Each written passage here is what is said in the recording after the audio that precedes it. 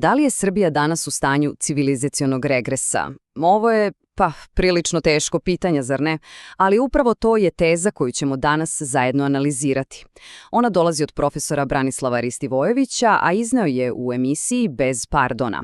Hajde da vidimo o čemu se tu tačno radi. Dakle, da budemo skroz jasni, u fokusu nam je analiza profesora doktora Branislava Ristivojevića. Važno je napomenuti da je on profesor na Pravnom fakultetu u Novom Sadu, što njegovim rečima, pogotovo kad se govori o državi i pravu, daje jednu posebnu težinu. I profesor kreće, što bi se reklo, pravo u glavu, bez ikakvog okolišanja. Njegova centralna tvrdnja je, rekao bih, prilično šokantna. On kaže da nas je aktuelna vlast vratila u predcivilizacionsko doba. Jaka izjava, zaista. Hajde onda da vidimo na kojim argumentima on to temelji.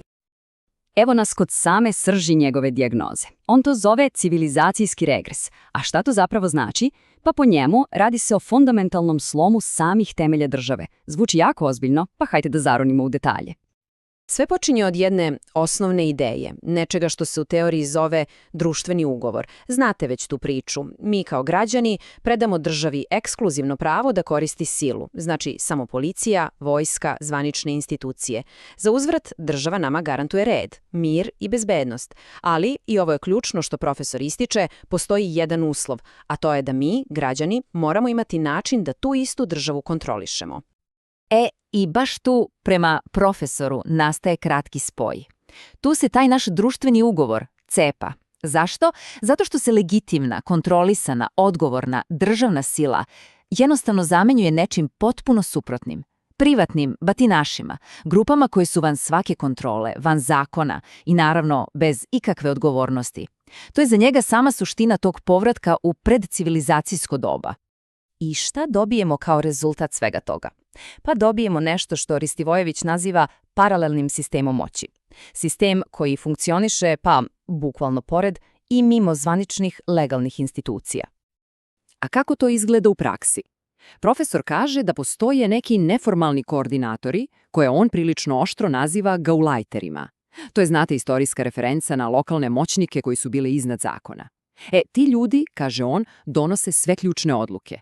A oni formalni funkcioneri, ministri, direktori, oni su tu maltene samo da potpišu, da budu fasada. A do čega to dovodi? Pa do nečega što svi, čini mi se, vidimo.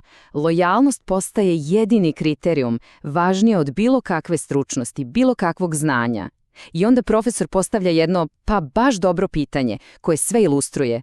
Kaže, koliko vi znate keramičara koji hoće da bude ministar odbrane? To je slika i prilika tog sistema. I šta se onda dešava unutar samih institucija? Pa dešava se nešto što se zove beli štrajk. Pravi profesionalci, ljudi koji znaju svoj posao, jednostavno počnu da pružaju pasivni otpor. Odbijaju da sprovode neke sulude, često i nezakonite, naredbe koje dobijaju od tih nestručnih, a lojalnih šefova. I čitav sistem se naravno zbog toga dodatno parališe. Dobro, a koje su konkretne, opipljive posledice svega ovoga u stvarnom životu? Pa mogu se svesti na jednu reč – neodgovornost. Potpuni i apsolutni nedostatak bilo kakve odgovornosti. Samo razmislite na trenutak. Ako su pravi donosioci odluka ti neki koordinatori iz senke, ljudi koje niko nije birao, koje niko nije postavio ni na jednu zvaničnu funkciju, kolika je onda njihova odgovornost prema nama građanima? Pa tačno, nula. Apsolutna nula. I time se kida ona najvažnija, ona organska veza između naroda koji bi trebalo da bude nosilac suvereniteta i onih koji zapravo vuku konce. A rezultat? Profesor to naziva opštim haosom. Jednostavno se više ne zna ko pije, a ko plača. Odgovornost je potpuno, isparila. A evo i konkretnog primjera koji on navodi. Sećate se verovatno slučaja direktorke Zavoda za zaštitu spomenika. Ona je praktično priznala da je uradila nešto nezakonito. A opravdanje? Pa već legendarno, ministarska se ne poriče.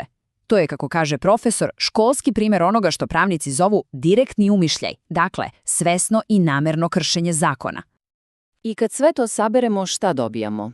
Pa, dobijamo sulude i štetne odluke na svim nivoima vlasti. Dobijamo blokadu za mlade i obrazovane ljude koji ne mogu da napreduju ako nisu deo sistema. I na kraju, dobijamo vlast koja je, prema ovoj analizi, potpuno izgubila legitimitet u očima naroda. Dobro, dijagnoza je, da kažemo, prilično mračna. Ali Da li postoji neki izlaz? Šta profesor Ristivojević predlaže kao moguće rešenje? Prvo i najvažnije, on kaže, rešenje mora da dođe od nas samih, iznutra, iz Srbije. Nikakva spoljna intervencija, niko sa strane nam neće rešiti problem. To je korak 1. A korak 2. Po njemu, jedini legalan i legitiman put da se izađe iz ove krize jesu vanredni parlamentarni izbori. E sad, mnogi će odmah reći, ali izborni uslovi su loši. I profesor se s tim slaže. Ali njegov argument je da je čak i u takvim uslovima bolje izaći na te izbore. Bolje je to, kaže on, nego sedeti skrštenih ruku i pustiti da se tenzije gomilaju i da se zemlja potpuno uruši. Ipak, za sam kraj, on ostavlja jedno, prilično zlosvutno upozorenje. Koristi jednu metaforu iz sociologije poznatu kao teorija klatna. Znate kako radi klatno, jel tako? Što ga više povučete na jednu stranu, u jedan ekstrem, to će ono snažnije i brže otići na onu drugu stranu kad ga pustite. Neće se odmah vratiti u sredinu, u normalu. I to je njegovo upozorenje. Što duže ovo stanje traje, što se više tenzije nabijaju, to je veća opasnost da posle svega nećemo dobiti normalizaciju, već neku novu, možda još opasniju krajnost. Tako da pitanje koje ostaje da visi u vazduhu je kako će Srbija uopšte izgledati posle svega ovoga. Hvala vam što ste ispratili ovu analizu.